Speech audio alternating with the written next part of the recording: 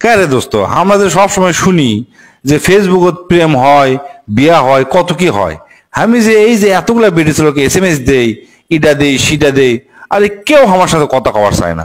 হয় কেউ ব্লক করে দেয়, না হলে দুই কথা কওয়ার সাথে সাথে আর কথা কয় না, কোনো মেসেজ রিপ্লাই দেয় না, দেখে না পর্যন্ত। তোরা ক্যাঙ্গা করে ফেসবুকত প্রেম করিস না, আমাকে না শিখাবো? টেকনিক আছে দোস্ত, সেই টেকনিক যদি 5-7টা টেকনিক যদি তুই অ্যাপ্লাই করা পারিস, তাহলে ওই বেডিসল তোর কাছে মনে কর কাবু হতে বাধ্য, বুঝছো? ক দোস্ত, আমাকে না করে, আমি তোর টেকনিকটা না ব্যবহার করবে চাচ্ছি। কমো, কিন্তু একটা শর্ত আছে। দুপুরে কিন্তু আমাকে খিলান লাগবে, বুঝছো? পেট ভরে খিলান লাগবে, তাহলে করতে পারি। খিলাম বলে তুই ক। শোন, তাহলে প্রথমেই করবো কি, যদি ফ্রেন্ড হোস, ফ্রেন্ড হওয়ার পরে সাথে সাথে মেসেজ লিখবো না, বুঝছো?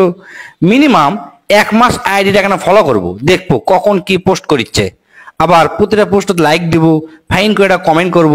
মানে ওই 1 মাসের মধ্যে যত পোস্ট করবি, প্রত্যেকটা পোস্ট যেন তোকে দেখতে পারে, মানে তোর হালকা করে যান তোর চিন্তা মাথার মধ্যে আসে, বুঝছো?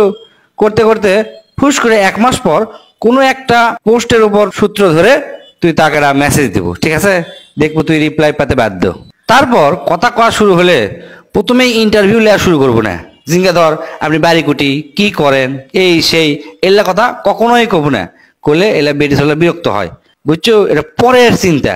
আগে ভালো ভালো কথা কয়া, তার সাথে এটা রিলেশন তৈরি করার চেষ্টা করা লাগবে, বুঝছো? প্রথম প্রথম কখনোই কব না কি খাইছেন, ঘুমাইছেন নাকি, এলা আলতু ফালতু প্রশ্ন কখনো করবো না। তুই যদি খোঁজ পাস যে ওই মেয়ের ব্রেকআপ আছে, বুঝছো, ওই সময় তুই ব্রেকআপ নিয়ে কথা করার চেষ্টা করবো। দেখবো ওই ইমোশন হয়ে যাবি, তাকে সান্ত্বনা দেওয়ার চেষ্টা করব। সান্ত্বনা দেওয়ার সাথে সাথে দেখবো তোর প্রতি তা একটা মানে আকৃষ্ট হচ্ছে, বুঝছো? তোর কথা তখন উত্তর দেওয়ার চেষ্টা করবি। তোকে যদি কখনো জিজ্ঞাসা তো করবি যে আপনি প্রেম করিচ্ছিলেন কিনা, তখন তুই কবু প্রেম না করলেও কবু করিচ্ছিলাম, কিন্তু ওই ভালো একটা ছেলে পা চলে গেছে, মানে ইমোশন দেওয়ার চেষ্টা করব। দেখবো ওই তোর প্রতি একটু মানে মিথ্যা না হলেও মানে একটু হালকা হবি, বুঝছো? আর যত পারবো বেটে চলে গেলে প্রশংসা করতেই থাকবো। যদি ওক দেখিস তাহলে চেয়ারার মানে প্রশংসা করবো, যতই তাই কালো হোক আর কুচ্ছিত হোক না কে, যেহেতু তুই তো পছন্দ করছো নাকি, প্রশংসা করব। প্লাস যদি তা নাও দেখিস, তাহলে তোর মনের মানে ওর মনের প্রশংসা করব, ঠিক আছে? প্রথম প্রথম ভুলেও ওর সাথে তর্ক করবে যাবো না, মানে ওই যেটা কবি সেটাই ঠিক। হ্যাঁ হ্যাঁ হ্যাঁ, ঠিক ঠিক ঠিক ইঙ্গের কব, বুঝছো?